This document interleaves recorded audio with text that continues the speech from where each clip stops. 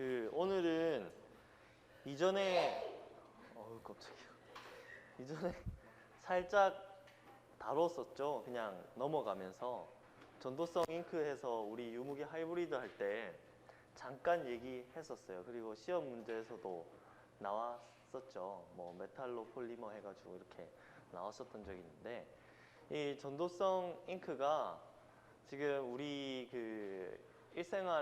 실생활에 사용되고 있는 예도 있고, 지금 개발되고 있는 여러 물질들이 앞으로 되게 혁신적인 걸 일으킬 수 있을 만한 애들이 되게 많아서 소개하려고 넣었습니다.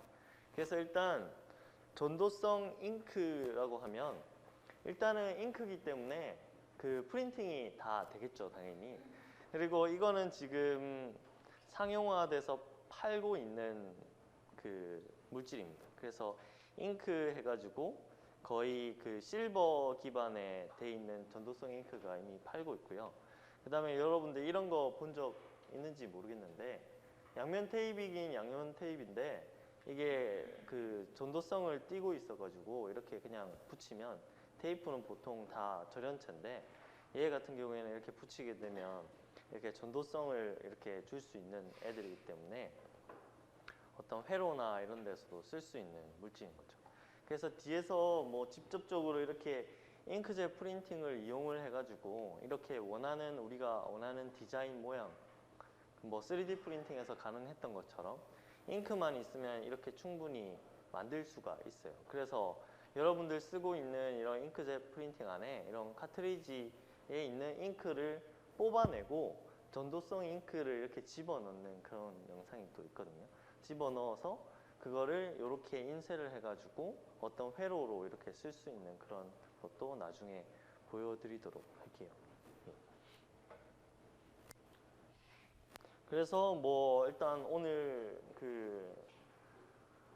발표 이렇게 할 내용은, 이렇게 전도성 잉크가 왜 중요한지는 뭐 앞에서도 많이 얘기했지만 그거에 대해서 간략하게 언급하고, 오늘의 핵심적인 부분은 요게 되겠죠. 전도성 잉크에는 어떤 종류들이 있고 얘네들을 어떻게 만들고 어떤 공정을 사용해서 이렇게 적용을 할 수 있는지 이렇게 사용을 하고 있습니다. 그래서 크게 일단은 금속 기반으로 된 페이스트 형태로 해서 치약같이 이렇게 잉크 형태로 만들어 가지고 쓰는 형태랑, 그 다음에 투명 나노 크리스탈이라고 해가지고 ITO를 대체하기 위해서 투명하면서 전도성을 띤 어떤 이런 투명 나노 잉크 같은 거에 대해서 말씀을 드릴 겁니다. 그래서 이거는 이제 강의가 거의 다 수업이 끝나가잖아요. 그러니까 이제는 대부분 다 인트로덕션을 알죠. 그래서 기존의 제조 공정이 있는데, 케미컬 베이퍼 디포지션이라고 하는 방법, 그 다음에 스퍼터링 하는 방법, 이 방법들이 기존에 사용되었던 제조 공정이었어요. 그 다음에 저희가 저번에 배운 내용 중에서 노광하는 거 있었죠. 뭐 포토 레지스트 써가지고 UV 받은 면만 없앨 수도 있고 받지 않은 면만도 없앨 수가 있고 그런 게 있었죠. 근데 이 스퍼터링 방법을 혹시 어떻게 하는지 알죠? 이래 타겟 물질이 있으면 어떤 이런 큰 챔버 안에 우리가 타겟수라는 물질이 있고, 이 타겟을 여기에 붙여야 되는 어떤 기판이 있으면 그 안에 이제 뭐 진공을 잡고 열을 줘서 이게 이제 매우 균일한 방막을 형성하는 방법이거든요. 근데 이 스퍼터링 방법이 가장 많이 사용되고 있는 분야가 여러분들이 계속 들었던 ITO 만들 때 스퍼터링 방법을 씁니다. 근데 여러분들 생각을 한번 해보세요. 전에도 얘기를 했는데, 이런 큰 돔이 있고 어떤 타겟 물질이 여기 있다 칩시다. 그리고 기판이 여기 있는데, 우리가 기판을 뭐 사이즈가 원하는 게 다 다르겠죠. 어떤 사람은 뭐 작은 걸 쓸 수도 있고 큰 걸 쓸 수도 있는데, 이 타겟 물질을 이렇게 해가지고 이렇게 기판에 증착시킨다 칩시다. 근데 예상할 수 있듯이 이 타겟 물질이 기판에만 이렇게 가지 않습니다. 그죠? 당연히 이 벽에 다 이렇게 붙어요. 그러니까 이게 로스가 어마어마한 거죠. 50% 이상은 다 그냥 버리는 게 되거든요. 그래서 이게 다 버리게 되는 거고, 그 뭐지? 우리 디스플레이 OLED에 쓰고 있는 그 인캡슐레이션 하는 물질이 있어요. 물질이 있는데 그 대표적으로 많이 쓰이는 게 요 세 가지 물질이 이렇게 많이 쓰입니다. 근데 지금 인캡슐레이션을 하기 위해서는 여러분들 이거를 우리가 보호해야 되는 층이라 칩시다.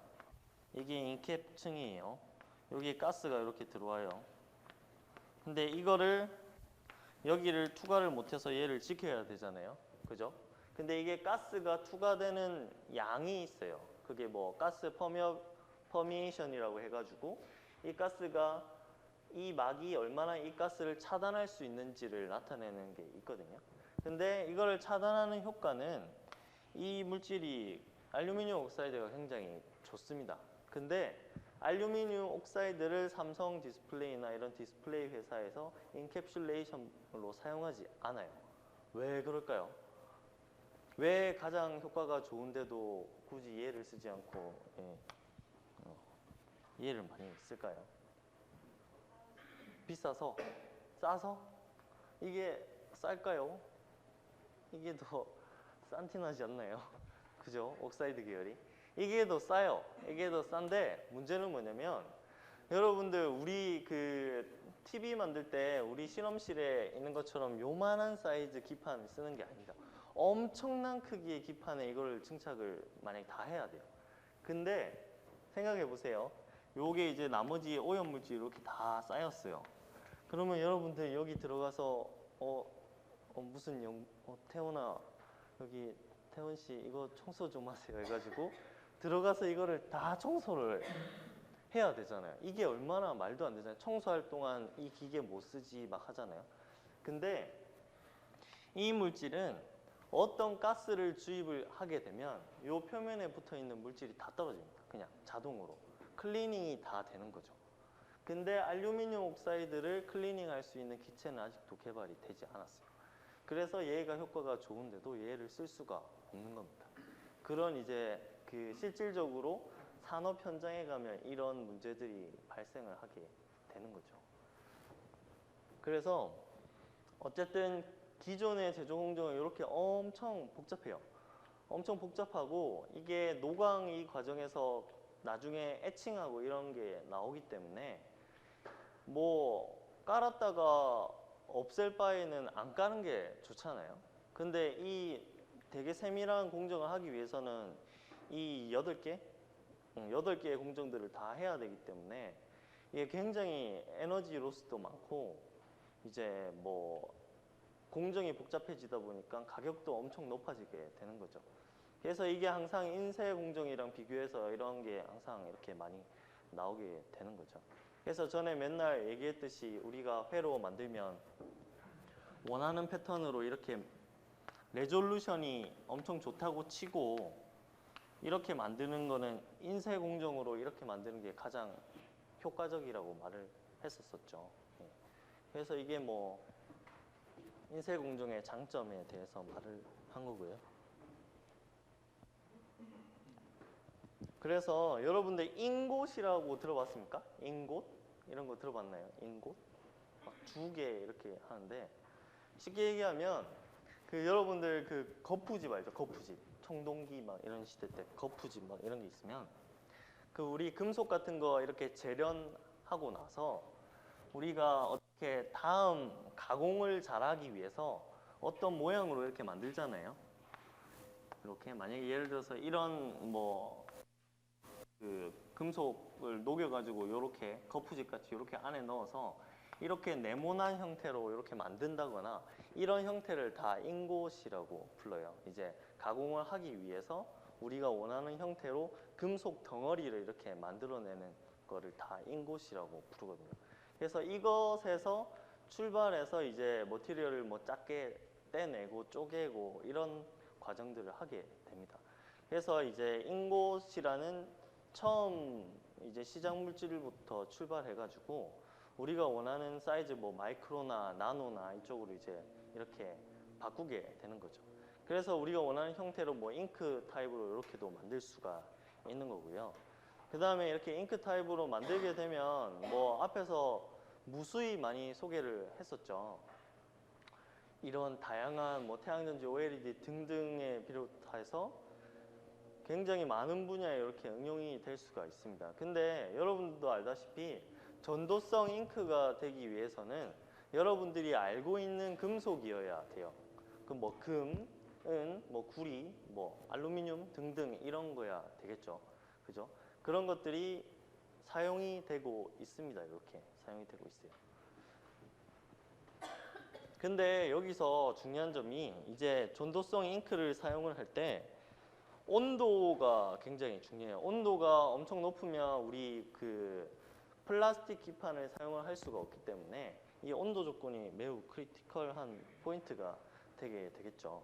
그래서 이제 실버를 기반으로 한 마이크로 분말 잉크 형태는 이렇게 이제 바인더가 있는 게 있고 고온 소결 방식 잉크가 있어요. 근데 여러분들 이게 뭐 영어로는 신터링이라고 부르고 고온 소결이라는 거를 이렇게 시키거든요. 이게 왜 필요할까요? 고온 소결이라는 공정이.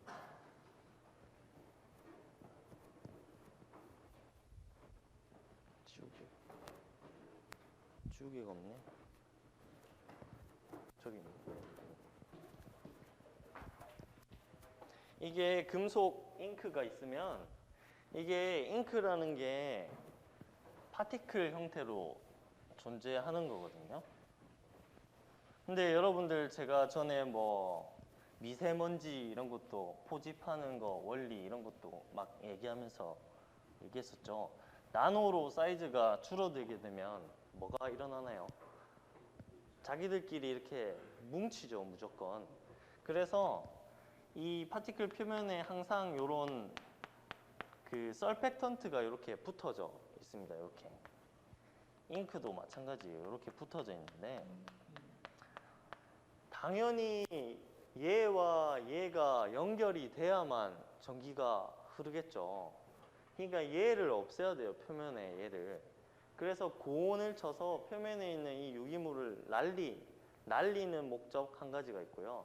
그 다음에 얘와 얘가 있으면 여러분들 그 얼음 녹이면 속에부터 녹지 않잖아요. 밖에부터 이렇게 녹잖아요. 그죠? 얘가 온도를 가면 밖에가 이렇게 살짝 녹아요. 멜팅이 살짝 됩니다. 고온 처리하면. 그러면 당연히 여러분들 녹아져 있는 거랑 녹아져 있는 게 이렇게 훨씬 더 잘 붙잖아요. 그래서 고온 소결을 시킨다는 게 이 금속과 이 금속을 이렇게 붙여주는 역할도 하게 되는 겁니다. 그래서 이런 뭐 두 가지 형태가 이렇게 존재를 하게 되는 거죠. 근데 문제는 얘가 이렇게 있으면 당연히 전도성은 많이 떨어질 수밖에 없겠죠. 표면에 이런 유기물들이 있게 되면. 그렇죠.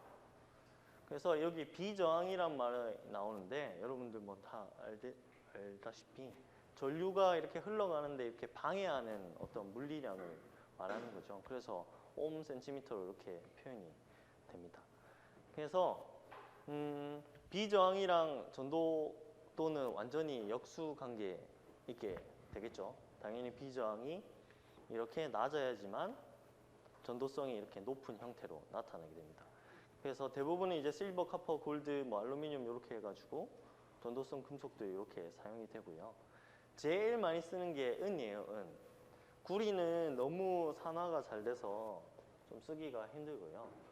그 다음에 금, 은, 구리 있으면 제일 싼 게 구리죠. 구리가 제일 싸긴 싼데 일단은 은 기반으로 된 금속 나노 잉크가 제일 많아요. 지금.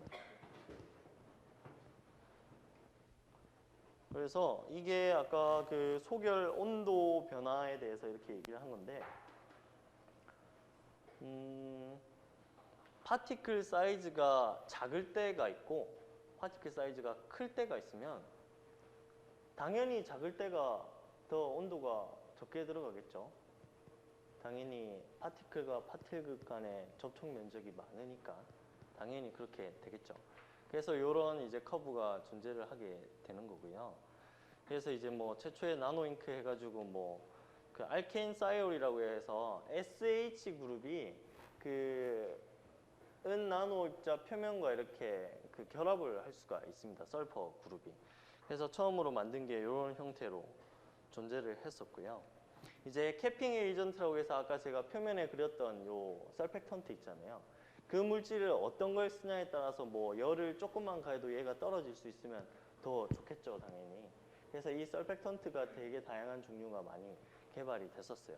그래서 조금만 열을 주거나 아니면 UV를 줘가지고 얘를 그냥 없앨 수 있으면 제일 좋은 형태의 그게 되는 거죠. 그래서 지금의 화두는 요겁니다. 저온 소결로 해서 표면에 아까 뭐 바인더나 이런 걸 다 제거할 수 있으면 다 제거하면서 전도도는 엄청 올릴 수 있으면 이게 제일 좋은 나노 잉크가 되게 되는 거죠. 그래서 이게 나노 잉크가 이렇게 있는데 이게 지금 뭐 마이크로 사이즈로 만들어도 되고 그 다음에 나노 사이즈로 만들어도 되고 이렇게 할 수 있어요. 근데 여러분들 큰 파티클이 있고 작은 파티클이 있으면 큰 파티클끼리 있을 때가 그 공극이 더 크죠. 파티클과 파티클 간의 이 사이에 그 보이드라고 하죠. 그게 더 크게 됩니다. 그래서 당연히 나노 사이즈가 마이크로 사이즈보다는 컨덕티비티가 높아질 가능성이 훨씬 높은 거죠, 이게. 그래서 뭐 대부분의 지금은 나노 사이즈의 잉크를 많이 사용하고 있어요. 근데 이 나노 잉크를 만드는 게 굉장히 쉽습니다. 굉장히 쉬운데 먼저 이게 그림을 이걸 먼저 볼게요. 엄청 쉬운 그냥 여러분들이 다 아는 화학 반응을 통해서 그 실버 잉크를 만드는 엄청 쉬워요. Warning. Ammonia solutions have a strong smell, silver salts tend to stain, and formic acid is corrosive. Gloves should be worn, and this experiment should be performed outside or in a fume hood. Greetings, fellow nerds. In this video, we're going to make conductive silver ink. But first, I need to crush your expectations. This is not cheaper or better than commercially available conductive inks. Our objective here is to explore the science. First, we take 1 gram of silver acetate and put in a magnetic stir bar. Then we add 2.5 milliliters of concentrated ammonia solution. The solution is stirred for several minutes until all the silver acetate is completely dissolved. What's happening here is the ammonia is reacting with the silver acetate to form diamine silver acetate. When it's clear, we then slowly add 0.2 milliliters of formic acid drop by drop. What's happening is the formic acid is reacting with the excess ammonia to form ammonium formate. Later, we will use it to reduce the silver into metal, but a bit of it reacts prematurely to produce silver particles as seen here. When all the formic acid is added and thoroughly stirred, the solution is capped and allowed to react overnight. Here we are the next day. There are some unwanted silver particles in the ink. I recommend removing the particles by filtering the solution through a syringe filter with 0.2 micrometer pores. This is very important for those of you who will be using this in inkjet printer to print circuit boards, since the particles might clog your inkjet printer head if not removed. And there we have it, clear particle-free ink. Now to test it. Here we have a bare circuit board without any copper on it. Now we just simply apply some ink. I have crappy art ability, which explains why I'm a chemist, but you get the idea. I recommend using a modded inkjet printer or a 3D printer that's been programmed to print a single layer. Anyway, once you've drawn a pattern, let it dry. What's happening here is the ammonia is evaporating and the formic acid reacts with silver ions to form elemental silver that precipitates out. When most of it has reacted, the board is then heated to 100 Celsius and the particles of silver are sintered together to form a highly conductive bond. Some of you may be asking if this can be done on paper. Unfortunately, this particular type of conductive ink does not work well on paper and just turns to silver black. I recommend using a particle-based conductive ink rather than a complex ion-based ink like this one. Anyway, let's test its conductivity. Here I am with an ohmmeter, and there it is, a relatively low resistance for conductive ink. So there we have it, particle-free conductive silver ink. Thanks for watching. The inspiration for this video. 그래서 이런 방식으로 다 만들었던 이제 그 되게 간단한 다른 방법도 있는데 뭐 다른 그 실버 전구체를 사용을 하면 충분히 다 만들 수 있습니다. 여러분들 뭐 다 이런 리액션에 굉장히 그 익숙하죠. 그래서 이런 과정을 통해서 되게 쉽게 실버 나노 파티클을 만들 수는 있어요. 근데 아까 말했듯이 이제 온도 이게 전도도가 얼마나 높고 그 다음에 유니포미티가 얼마나 좋고 그 다음에 얘네들이 이제 그 소결 과정을 얼마나 저온에서 할 수 있는지 그게 이제 차이가 나서 그러는 거지. 이런 이제 간단한 방법으로 이제 만들 수가 있습니다.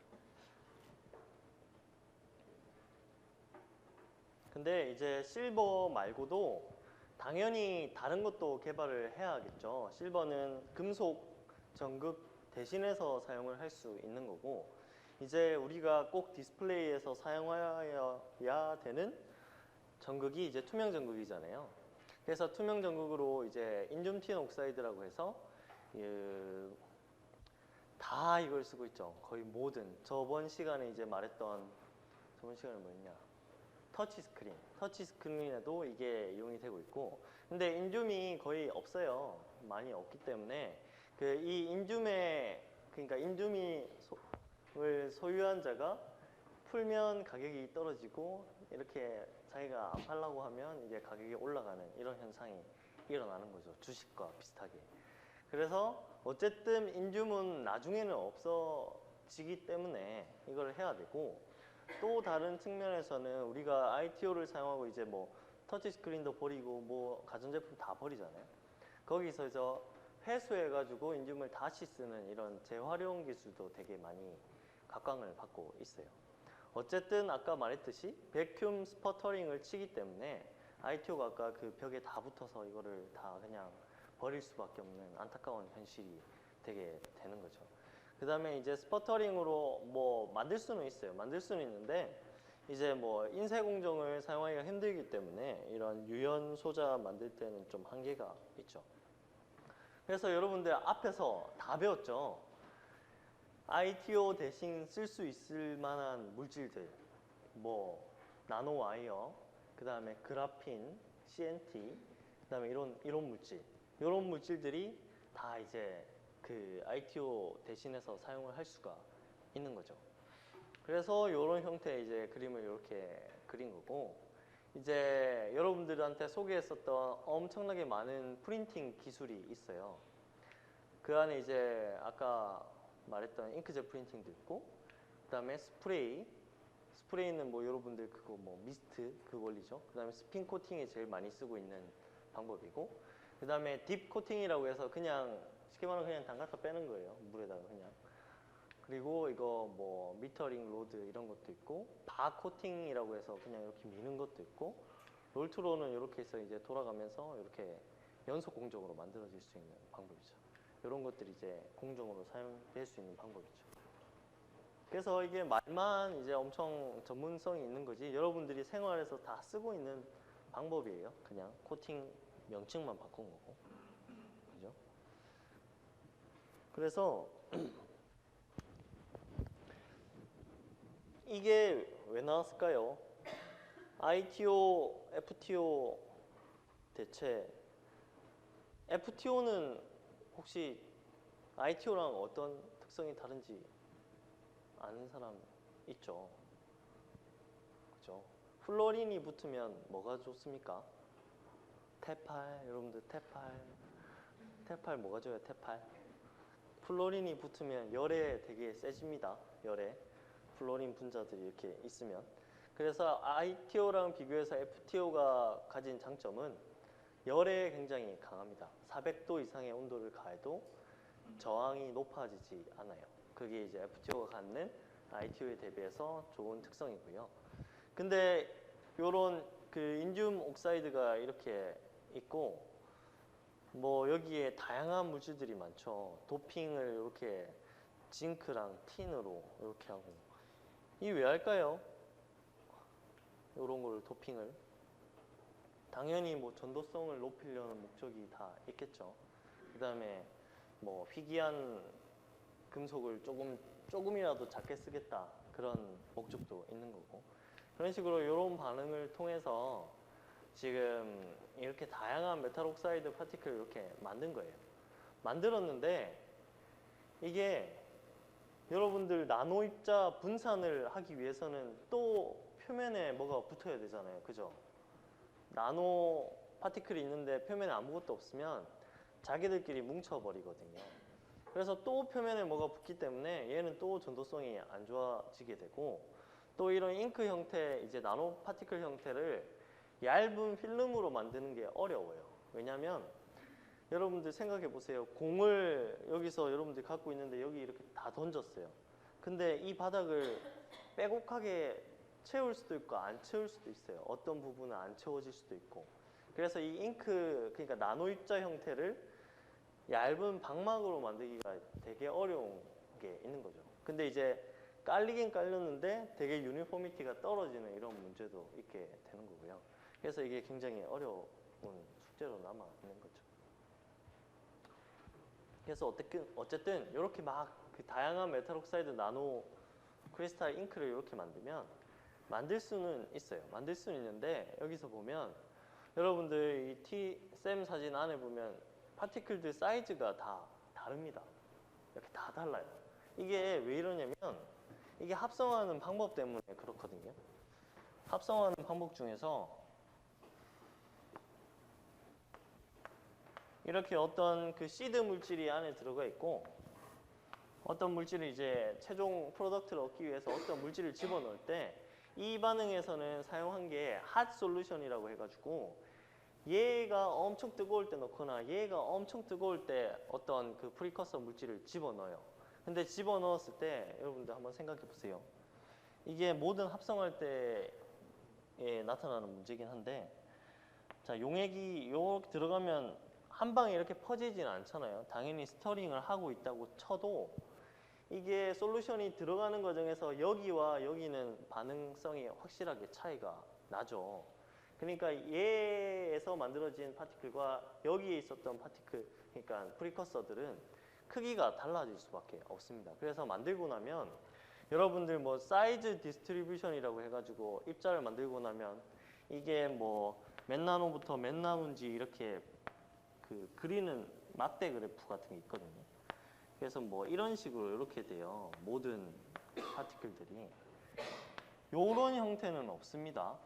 이게 용액상에서 이제 콜로이달 방법으로 만들 때 사이즈 디스트리뷰션이 이런 형태로 된 합성법은 거의 없어요. 이렇게 만들면 진짜 대단한 거죠. 대부분이 다 원하는 타겟인 어떤 나노미터가 있으면 얘가 가장 많긴 많겠죠.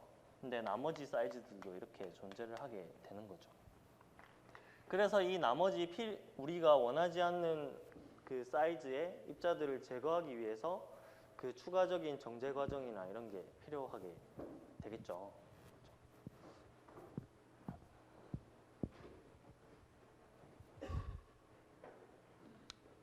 그래서 뭐 이것도 실버 나노 와이어예요. 이건 실버 나노 와이어인데, 실버 나노 와이어가 왜 근데 투명 나노 잉크에 왜 들어가 있을까요? 왜? 실버인데 어떻게 이게 투명하지 않은데 이렇게 될 수 있을까요? 혹시 아는 사람 있나요? 이게 그 망사랑 비슷하다고 생각하면 돼요. 망사. 이렇게 사이사이에 공간이 있어요. 그죠? 근데 여러분들 뭐 이렇게 망사 구조를 보면 이렇게 돼 있잖아요. 이렇게 가로 세로로 이런 식으로. 그래서 중간에 이게 구멍이 있어요. 우리 눈에는 잘 안 보이지만. 그래서 이렇게 쭉 늘리면 갑자기 잘 보였다가, 스타킹이 마찬가지죠. 이렇게 쭉 늘리면 엄청 잘 보였다가 이렇게 다시 줄이면 잘 까만색으로 바뀌죠. 그런 거랑 똑같은 원리입니다.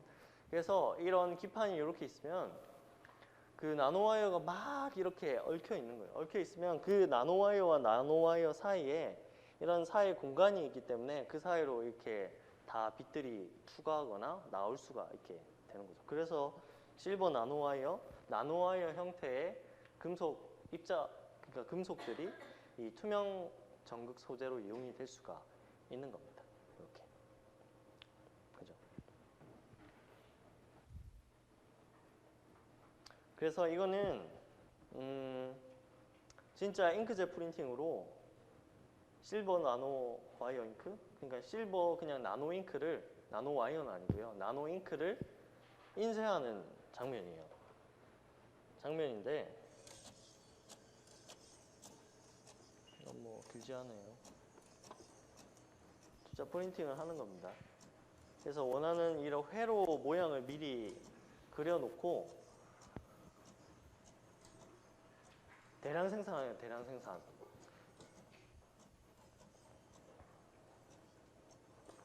왜냐면 이거 하나 그려놓고 컨트롤 C, 컨트롤 V 이렇게 다 찍어내면 되죠. 우리 만약에 서류 작업 같은 거 할 때 치면.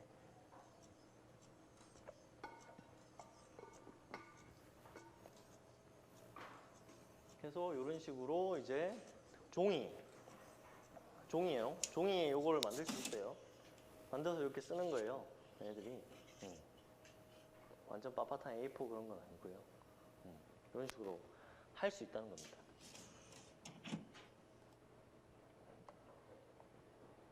그죠?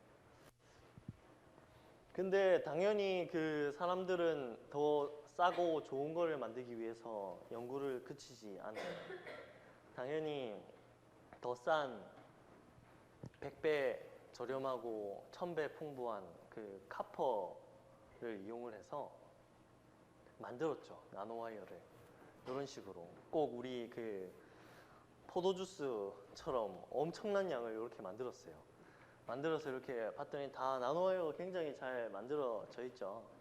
근데 카퍼는 표면에 뭐 아무것도 없으면 어쩔 수가 없어요. 그냥 산소 수분이 있으면 그냥 카파 옥사이드로 바로 이렇게 산화가 돼버려서 전도성이 엄청 떨어집니다.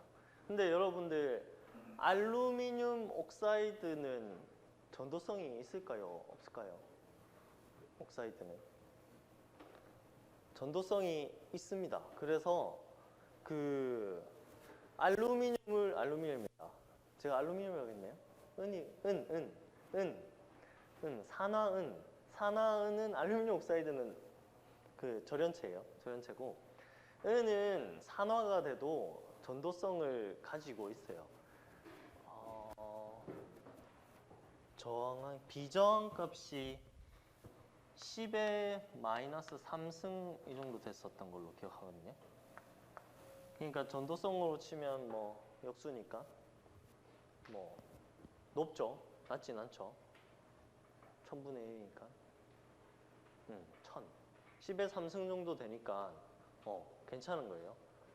은은 산화가 돼도 전도성을 어느 정도 띄기 때문에 그 은 나노 잉크가 사용이 많이 되는 거예요. 그죠? 당연히 표면에 이렇게 그 산화가 돼도 전도성을 충분히 가지고 있으니까 이제 사용이 될 수 있는 부분이 되는 거죠. 근데 여러분들이 알다시피 그 나노 와이어가 이렇게 있고 막 얽혀 있잖아요. 당연히 이 나노 와이어 한 가닥이 있다고 가정을 하면 여기서 여기로 그 전자들이 이동하는 건 굉장히 쉽겠죠. 당연히 같은 한 가닥에 있으니까. 근데 만약에 여기에서 나는 여기로 가야 되면 얘와 얘가 교차되는 지점을 거쳐서 이렇게 가야 되잖아요. 그래서 나노와이어를 이렇게 그 코팅을 할 때 어떤 패턴으로 깔아주는 게 굉장히 중요해요. 이거는 근데 아무 때나 그냥 까는 거거든요. 랜덤하게. 그러면 우리가 뭐 이렇게 깔아주면 다 이렇게 얽혀져 있기 때문에 얘가 전도성을 나타내는 거고, 이거를 인위적으로 여러분들 그 여자들 빗질 하듯이 이거를 요렇게 해주는 게 있어요. 쉐어 스트레스라고 하죠. 요렇게 걸어가지고 이거를 꼭 그 빗질 하듯이 요렇게 끌어내려가지고 요런 모양으로 만들 수가 있어요. 그 다음에 요런 모양으로 만들었으니까 당연히 다음엔 요런 모양으로 만들어야 되겠죠. 그래서 요렇게 충분히 이렇게 오리엔테이션을 할 수 있는 그런 기술도 있습니다. 지금. 네. 그리고 우리가 앞에서 배웠었던 그라핀이랑 이제 CNT로도 잉크를 만들 수 있어요. 왜냐면 걔네들도 이렇게 어떤 물질의 그 어떤 용매의 솔루빌리티를 가지고 있기 때문에 충분히 이제 잉크로 만들 수가 있는 거죠. 그죠? 그래서 이렇게 만들면 여러분들 전에 시험 문제 있었죠. 그 그래핀 만드는 여러 가지 방법. 그죠? 과학적 방법, 뭐 전기적 방법, 그 다음에 뭐 이렇게 소니케이션도 이렇게 할 수 있고 이런 식으로 다 할 수가 있는 거죠. 근데 그래핀 옥사이드의 이 그 산화된 있는 그 부분은 항상 그 전자를 이렇게 잡을 수 있는 트랩이 되게 돼요. 그래서 이제 그래핀의 전도성을 완전히 올리려면 그런 옥사이드 되는 부분이 거의 없어야 됩니다. 그렇게 만들어야 돼요. 그래서 그래핀 잉크를 카트리지에 넣어서 이게 이제 인쇄를 하는 장면입니다.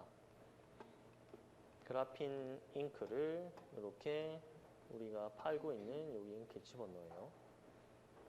이 그래핀 잉크예요. 그래핀 잉크고 이 사람이 이제 왜냐면 카트리지에 그냥 넣으면 안 되니까 카트리지를 막 청소를 하라고 막 그래요. 하라고 청소를 했어요. 청소를 하고 그래핀 잉크를 채웠어요. 지금 채워요. 그죠?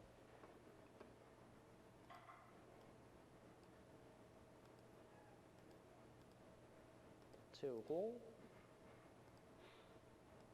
인쇄를 합니다. 아까 실버 나노 잉크랑 똑같습니다. 그냥 잉크만 되면 그냥 이렇게 그냥 나와요. 그렇죠? 그래서 이렇게 인위적으로 희건 같은 걸로 드라잉을 시키죠. 당연히 용매를 날려야 되니까. 근데 한번 코팅하면 두껍게 잘 안 되니까 여러 번을 코팅을 하는 거예요. 왜냐면 왜일까요? 잉크가 묽어서 솔루빌리티에 한계가 있기 때문에 그 다음에 솔루빌리티가 그러니까 점도라고 그러죠. 점도가 엄청 높으면 이렇게 잉크젯 프린팅이 안 돼요. 안 돼서 점도가 낮은 상태로 프린팅을 하는데 충분히 두껍지 않기 때문에 이렇게 여러 번의 코팅을 하는 겁니다. 그래서 아까보다 훨씬 선명해졌죠. 이렇게. 그냥 수채화랑 똑같은 거죠. 위에 색깔 더 칠할 때 다 말리고 나서 위에 칠하면 또 칠해지잖아요. 그렇죠?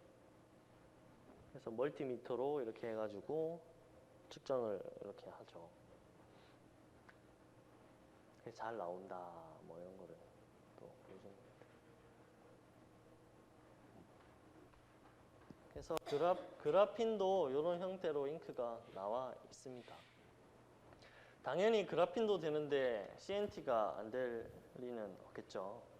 그래서 이런 색깔은 비슷합니다. 이렇게 거의 블랙 컬러를 이렇게 띄고 있고 이제 뭐 아까 말했던 뭐 롤투롤 코팅이랑 그 다음에 뭐 다른 그 코팅 방법 슬롯 다이 코팅이라고 해가지고 이 방법을 이렇게 그냥 표현을 해 놓은 거고요. 이제 뭐 그래핀 같은 경우나 CNT 같은 경우는 일단은 잉크 형태로 만들 수 있는데 아까도 봤다시피 뭐 용해도 문제도 있고 컨덕티비티 문제도 있기 때문에 아직 그 실버에 대항해서는 조금 많이 그 물성 자체는 아직은 많이 낮은 편입니다. 그래서 뭐 엄청 많이 이렇게 잉크 타입으로 사용이 되고 있지는 않습니다. 근데 아까 봤듯이 원하는 이런 형태로 다 코팅을 할 수는 있습니다. 이렇게.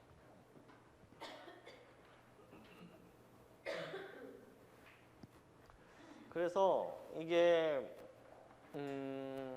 하이브리드 시스템에서 항상 얘기하는 거지만 한 개로 안 되면 두 개로 하고 두 개가 안 되면 세 개를 해라 뭐 이런 식이 다 하이브리드잖아요.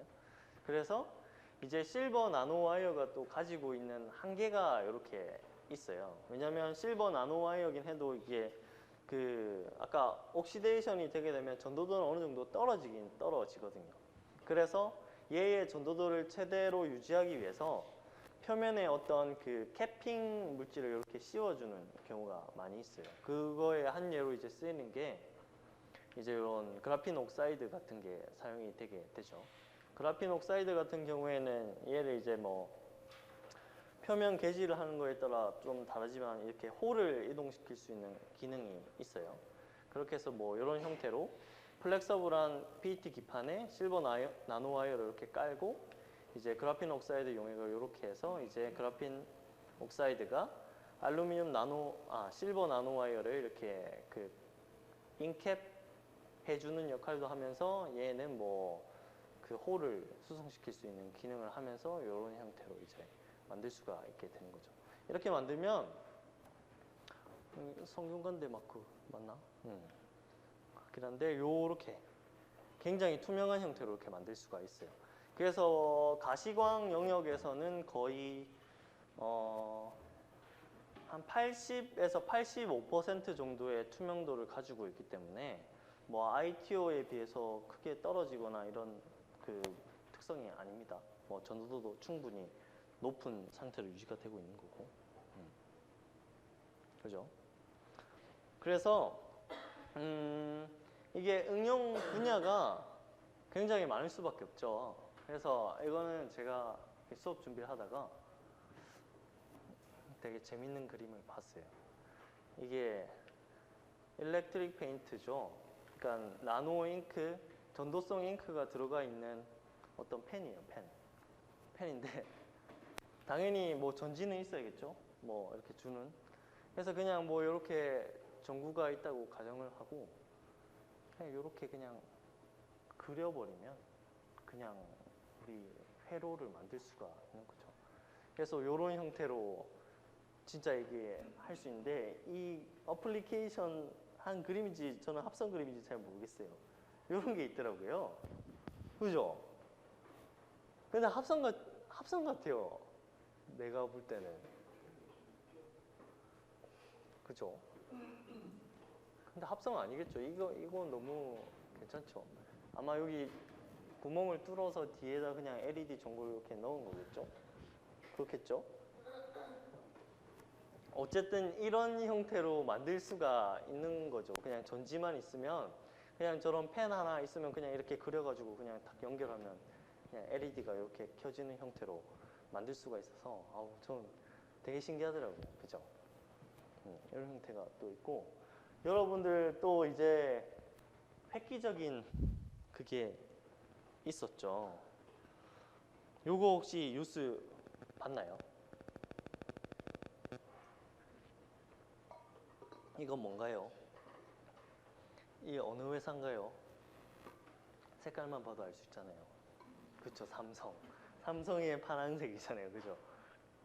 삼성이 이게 휘는 배터리입니다. 휘는 종이 배터리. 그래서 그쵸? 이게 배터리인데 이걸 이렇게 휘어도 이게 구동한다. 이거를 보인 거고 이런 비슷한 그 연구들이 엄청 많아요. 그래서 요것도 배터리예요. 배터리고 요거 안에 들어가 있는 거고 이렇게 휘어도 이렇게 빛이 납니다. 나는데 이게 굉장히 엄청난 기술이에요. 종이 배터리라고 해서 이게 되게 되면 여러분들 지금 나온 모든 그 일렉트로닉스 전자기기들이 다 휘일 수 있는 가능성이 굉장히 높아요. 왜냐하면 다 배터리를 가지고 있어야 되는 거고 그 배터리가 휘지 않는 이상 여러분들 모든 걸 휘일 수는 없어요. 여러분들 핸드폰도 마찬가지고 노트북도 마찬가지고 휘일 수가 없는 형태가 되는 거죠. 그래서 배터리나 그 안에 있는 그 뭐 메인보드나 이런 게 휘일 수 있어야지만 이제 우리 전자기기들도 휘게 되는 거예요. 이게. 그래서 이쪽 배터리 쪽 2차 전지 하시는 분들은 굉장히 이런 쪽에 연구를 많이 했습니다. 그래서 2차 전지로 엄청 유명한 사람이 있어요. 이추이라고 스탠포드 대학교의 교수인데 여러분들 나오는데 교수 같지 않아요. 되게 젊어요. 젊고 중국 사람인데 지금 스탠포드에서 엄청 유명한 사람입니다. 진짜. 그래서 이 사람이 거의 Stanford University. 탑 5인데 우리 한양대도 한 명 있어요. 선양국 교수님이라고 엄청 유명한. Cool things about this process is really 이 사람이 it's very 이추이. simple, 굉장히 very low cost. cells, very easy to do. We think this can really change how the way people make batteries. We would like to use this paper to put inside the Duracells and produce a new type of batteries. You take a piece of paper, 봐보세요. that's 그냥 printer 종이를 paper, 잘라서 Xerox 그 위에 paper, 전도성 or the 잉크를 copy 그냥 machine 입혀요. paper. And then you put the nanotube ink, that's black color ink, onto the paper. You can dip it in, you can just print it. Paper is highly porous structure. So once you have that paper with ink, you 그냥 put it into 구워도 an 되는데 oven, you 아까워서 bake all the waters, then you have a really conducting paper. Going from initially very insulating piece of white color paper become a black carbon nanotubes, highly conducting paper. And also paper is lightweight. It can store a lot of energy without other that way. Eventually your whole battery can get lighter and lighter.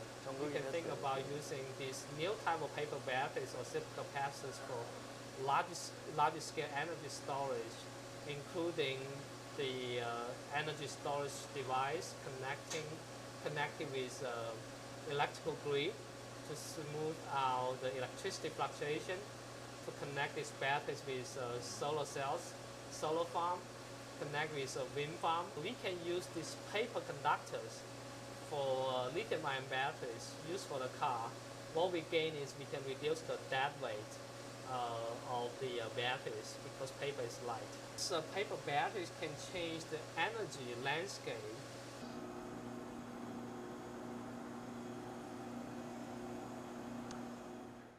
그쵸. 그래서 For 이제 more, please 휘는 이런 배터리가 막 만들어지고 있는 거죠, 이제. 그죠? 그래서 오늘 뭐 간단하게 전도성 잉크에 대해서 했고,